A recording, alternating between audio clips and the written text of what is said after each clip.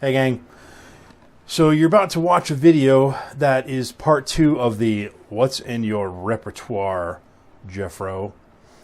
And I just wanted to clear something up.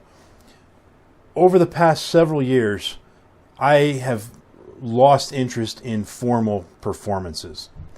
I prefer more the off-the-cuff, casual, if it, something out of my wallet, something out of your wallet, something laying in the environment, and that type of thing. And so what you saw in the first video of this set is what I do all the time. That's the stuff that if I'm at a restaurant or if I'm just in some sort of casual setting where there's people around, and either I just go right into it and say, hey, you want to see something cool? Or I steer the conversation there, or the conversation happens to get steered there automatically, or naturally, organically, or whatever. Those are the kind of things that I'm most interested in. I like it because it's not a look at me, I'm about to perform for you. I just kind of got out of that mode, and I love the more casual, intimate stuff. So, that being said, even though I don't perform strolling or a close-up set anymore, or a stand-up set anymore, I'm wanting to get back into that. I've gotten the urge to do that again. And so my attitude about the way I perform that has changed. I think I mentioned on the first video that I'm rebuilding my stand-up set, and that I probably won't make a video about it right now because it's so in flux. I also mentioned that I have a close-up set, which will be the third video, and that is a set I've never done. I've done all the tricks in there, but it's a set that I've never done as a group. But you'll see that on the third video. And the second video, which is the one you're about to watch here in a second, is the strolling set. And it's all stuff I've done. A lot of it is stuff I've done in strolling environments over the years. I just haven't done a strolling set for a long time. And so in the video, as I'm watching the video after I recorded it, I realized that after watching that, you might think that I'm getting gigs on a regular basis, and I didn't want to mislead you there. And if I did, I apologize. I wasn't trying to. But I think I mentioned something about getting a lot of wedding gigs. Yeah, that's true. Several years ago when I was performing. I don't perform anything now. And so there's a few effects in there that if I were to do a strolling set would be in my strolling set that I'm going to show you here in a minute, that in the past were not even in my strolling set. Because for one, when I was strolling, these tricks didn't exist. But now I would add them to my strolling set. However, they are tricks that I have done multiple times for either magician buddies, or maybe if somebody's just over and I want to show them a trick or whatever. And I practice them a lot just because I enjoy playing around with the method and fine tuning the presentation and everything. So just to be clear, though, what you're about to see is my strolling set. It's just that I don't do strolling magic right now. I don't even try to get formal gigs. A, I don't have time, and B, I haven't been as interested in it until recently. So I'll be soon probably starting to try to get more gigs. But at the moment, or at least roughly at the moment, it's not. I haven't really been trying to. So that's it. I just want to make sure that you knew what you're getting into. So if at any point it sounds like I'm talking like I got gigs currently, not the case, guys. So I just want to make sure that for a website who's all about keeping the ad copy square, let's make sure that what I'm telling you is square. So moving on, take a look at the video. I don't know, right about now. Hi gang, Jeff Stone here with part 2 of What's in My Repertoire. Check out part 1 right-ish, here-ish. So, today we're talking about my strolling repertoire, which is, again, if I'm hired to do, table hopping or work a banquet or, a bunch of people in a hot tub, I don't know, with a bunch of hot tubs, I guess, whatever. This is the stuff that I do when I'm strolling. Weddings, that's the one, as I mentioned in the first video, that I get a lot of those. Anyway, so this is it. This whole thing. By the way, this case is an insulin kit. So that's one good thing about diabetes. You get cool cases. It's to hold your blood sugar meter, your little finger pricker, and some needles, and maybe a bottle of insulin or something like that. That's what this is. But everything in here is the entire thing. Now, I don't like walk up to the table and unzip this and go. This is where I have it, and then it's sitting on my desk with all my other sort of shows. And when I have a show, I grab this and I go, and then I get to the gig and I put some stuff in my pocket that's in here. But I'll show you what's in here. So it's just a deck of cards over here, a few little things over here, and this is some dice right here. Now, let me take the dice out. That's, by the way, that's where your finger pricker goes right there.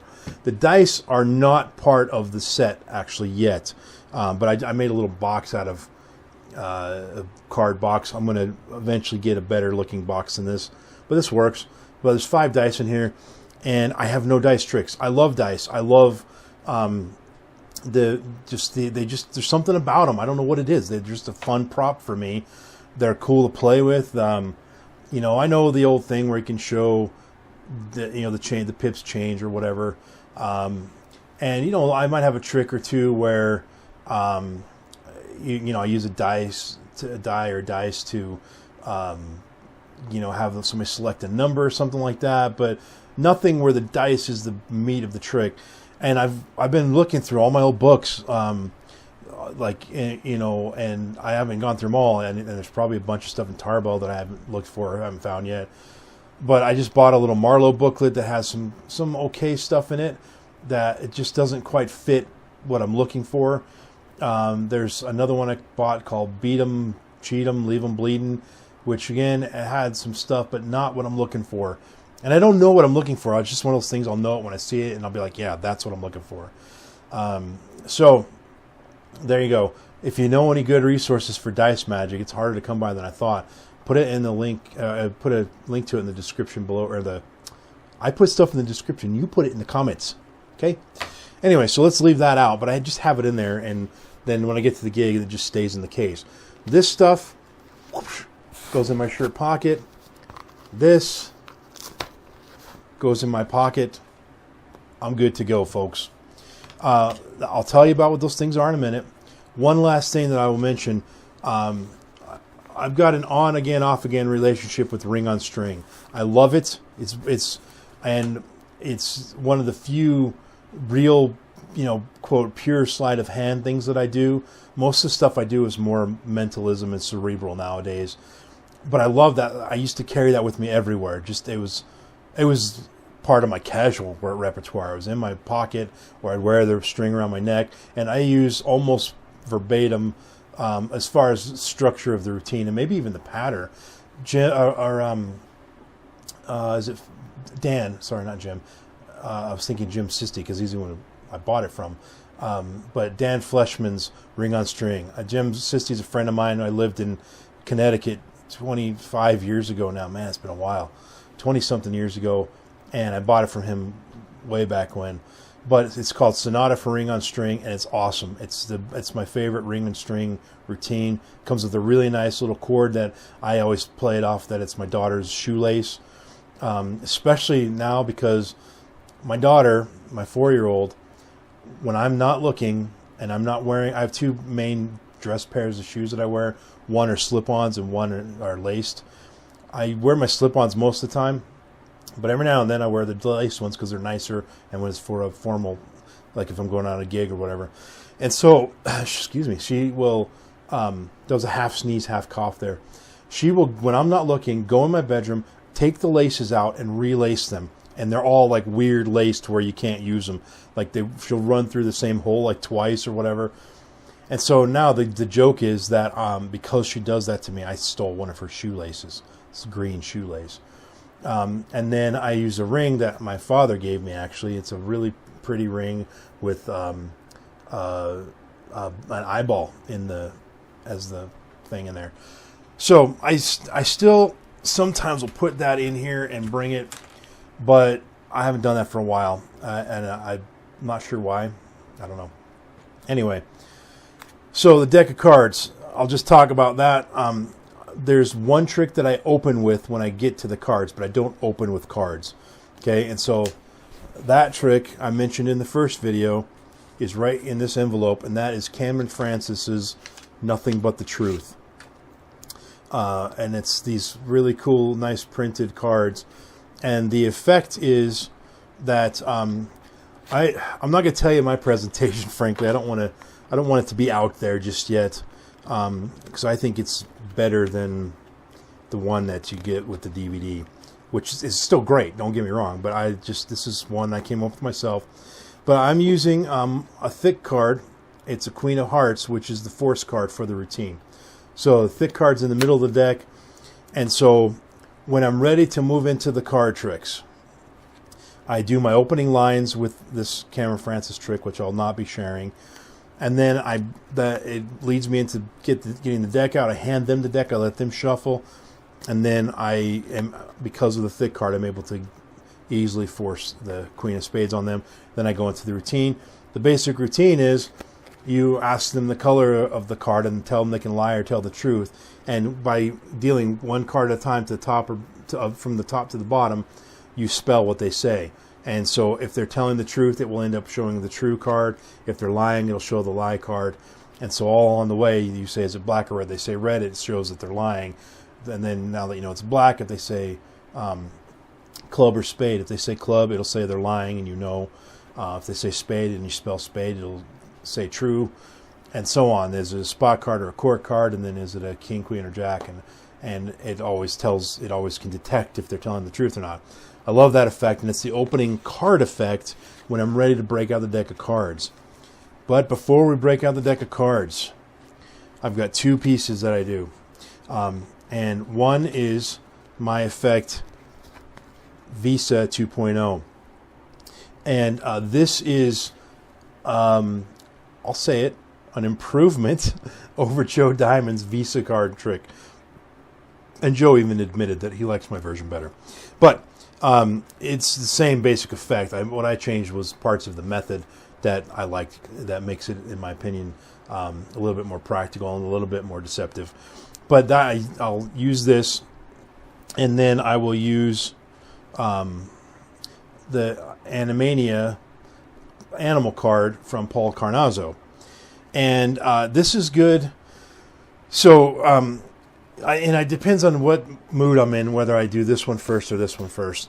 This one's a little more funny to start off with, because I usually open up with my opening line, which is simple. I go up and I introduce myself. I say, my name is Jeff, and I'm the hired entertainment here, and they're paying me, so I have to show you some magic. Is that cool? You know, I leave it at that. I say, but they're not paying me that much. You know, I've gotten to the point where I have to, counterfeit. Like, I make my own Visa cards. Like, check it out. Here's my Visa card. And then I go right into the presentation. That's on Gemstones. If you don't have that, get it. I don't know what your problem is if you don't have that. Anyway, and then this one, the presentation is, particularly if somehow it comes up that they're an animal lover. But if not, I just ask them, say, anybody here an animal lover? I say, me too. So much so that I've studied them, and I've got like a psychological or mental connection with them. You've heard of like pet whisperers and these pet psychologists and stuff like that. I'm kind of like that. I can connect with animals. So much so that I've studied animals, and I found an old thing from the 1940s. It's called the National Institute of Parapsychology. And by the way, the National Institute of Parapsychology is a made-up institute that Paul Carnazzo invented, and it's all of his products are labeled with that, and he uses that in the presentations, and they tie in, and it explains where these little cards came from and everything. So there's a whole history a fake history to where these cards come from. But I bring that out. So they even studied the connection with people's minds as it relates to animals. So do you have a favorite particular animal? And pick one that's on that you can see on here. And then I say, it's just a simple visualization exercise, but if we do it right, I'll be able to connect to you. So do you see your animal in the blacklist here? Okay. So, and if not, turn the card over and see it on the blacklist.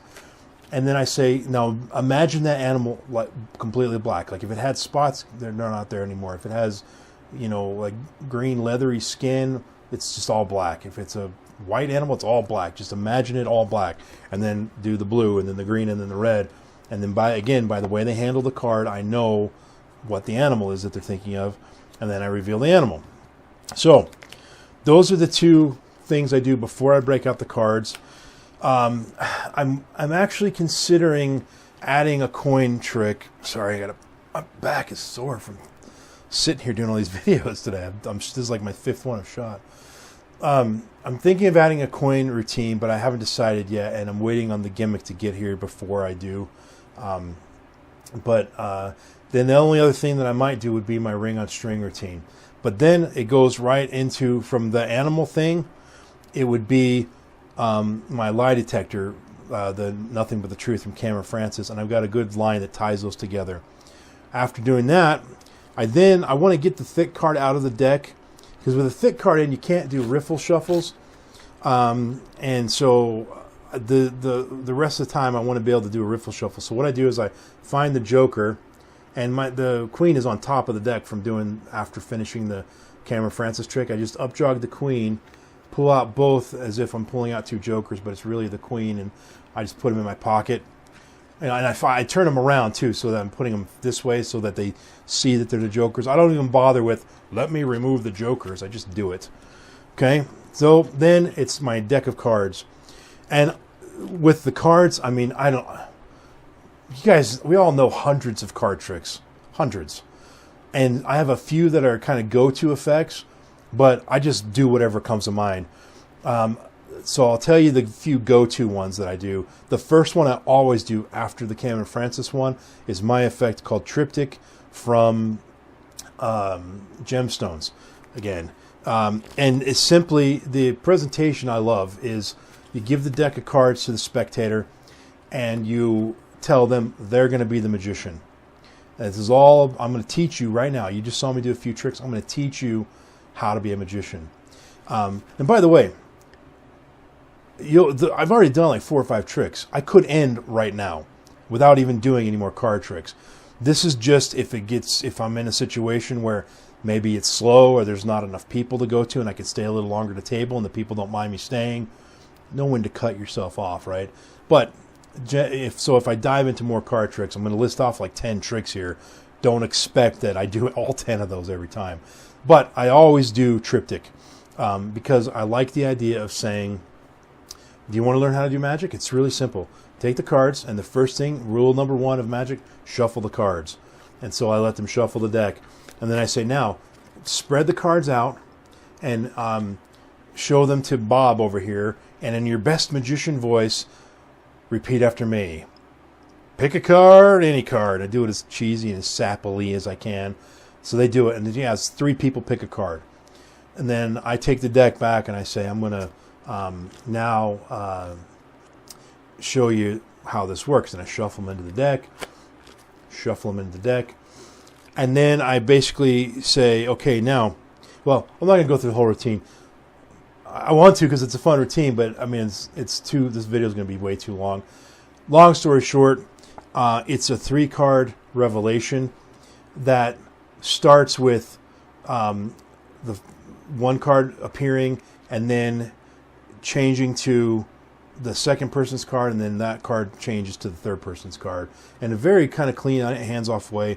I think there's a demo of it somewhere. If there is, I will put a link up here, and so you can see it there and click on it, or in the description below. So, Triptych. Then Las Vegas Leaper by Paul Harris. I absolutely love that effect. And then I believe it was Shimshi who had a little nice touch on that I will do that touch occasionally. I reviewed his product before I did video reviews a long time ago. And then cutting tens, which I basically do the Eugene Berger handling of cutting tens. And then there's also the spiral principle, which if I am able to stack the deck, I will follow up cutting tens with the spiral principle, because after cutting tens, you would swear that the deck is a mess. But I have a handling that I do only occasionally and it's more likely to be in my formal set. But in the Spiral Principle, I can't remember who created it, so I'll put it on the screen right here. But I reviewed that as well. But the idea is, after cutting 10s, it's basically spectator cuts the aces, right? But after cutting 10s, I now know what the next card on top of each pile is, and that allows me to do the Spiral Principle, and I sell it as a memory thing where I've memorized the entire deck and they took one out and I know which one they removed. I can also do that individually if I can quickly stack that in front of them. Just depends on how things are going. Doctoring Daley, also from Gemstones, and it's Doc Daley's last trick. But when you go to put the red aces in their hands apparently, and when they check they're going to have the black aces. Well, when they check they have the red kings, and then I look back at me and I've got the black kings. And there are no aces. So that's Doctoring Daley. Those off the top of my head, and again I don't have a list. Those are ones I do a lot. Those off the top of my head I do, and then I have one other one here, and it's called Doctor. And this one actually is it was a free trick of the month in Stone Cold Magic magazine, so I will put a link to that down below, and you can see the entire presentation of it written, not performed, but just written out. And here's the funny thing: just the other day I did this for a friend of mine that was over at my house, and then I told him where he could learn it, and I went to my magazine, showed him the link, and I read it, and it was verbatim what I just said to him in my performance. So you have my actual presentation right there on StoneColdMagicMagazine.com. So that's one of the things that went in my pocket earlier. So there went my deck all over my table. The few kind of ones that I do occasionally, if you go read LePaul's book, there are 3 or 4 ace routines in there. I do the one with the pyramid. I love that trick. I just don't always remember to do it.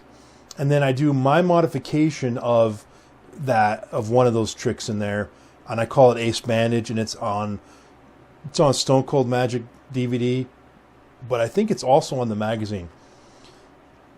So if it is, I will put a link to the magazine.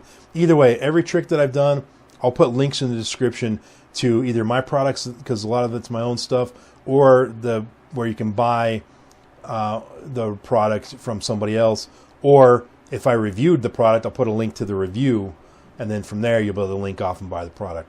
So that's it, folks. Then that all fits in this little case, and when I'm ready to go home, I take the stuff out of my pocket, put it back in there, put the deck back in here, zip it up, and it's ready for my next show. I don't do stuff with signed cards.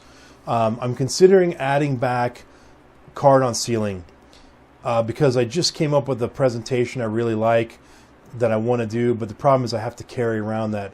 It does still use the Sucrets 10 like Michael Amar does, and that's one more thing that won't fit in here, and I don't want to have stuff that's not in here.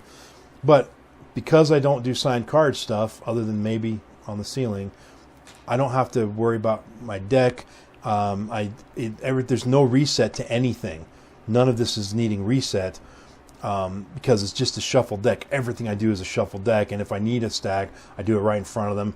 And I've got a really clever method for doing that in 793.8. So anyway, it's called the You're Right stack in 793.8. So that's it, guys. That is my strolling repertoire. Hopefully that was useful information. If you have any questions about it, of course, as always, put it in the comments below. So you know the drill. Click it, thumbs up it, share it, and listen to it. Oh yeah, the Rover, Zeppelin. The mighty, mighty Zeppelin. Yes. So my son bought a record player. And I'm running out of time on this video. I don't know how long I have, so hopefully this doesn't cut off. But he bought a record player, and I said to him, I said, yeah, it's cool. You know, vinyl's coming back. And he said to me, what's vinyl? I'm like, really? You have a record player, you don't know what vinyl is? So he brings the record player into my office, and I'm showing him, this has to do with Zeppelin. I'm showing him all the settings, like he didn't know about what the difference between a 45 and a 78 was, you know, how the needle worked on there. He didn't know any of this stuff. And I'm like, what? You bought this thing, you don't even know what it does. So anyway, I have a whole bunch of records. I don't have that, and I don't have a record player anymore. So I just told him, you know what, you can hang on to these, you know, indefinitely until I ever decide to buy a record player. One of them was Zeppelin 4. And he'd never heard, other than Stairway to Heaven, he'd never heard anything on the album. So he puts it on, and the first song is Black Dog. He comes into my room nearly in tears. He's like, holy cow, these guys are awesome. And I'm like, what song did you listen to? He was like, just the first one, Black Dog. It's like, I couldn't believe it. And he's just holding his heart the whole time. And, is that where your heart is? Yeah, right here. And he's holding his heart, and he's almost in tears about how awesome they are. So what a cool experience, man. I'm a big Zeppelin fan, and now my son is too. All right, I'm going to shut up before this video dies and we get cut off. So thanks for watching, folks. We'll see you next time. Peace out.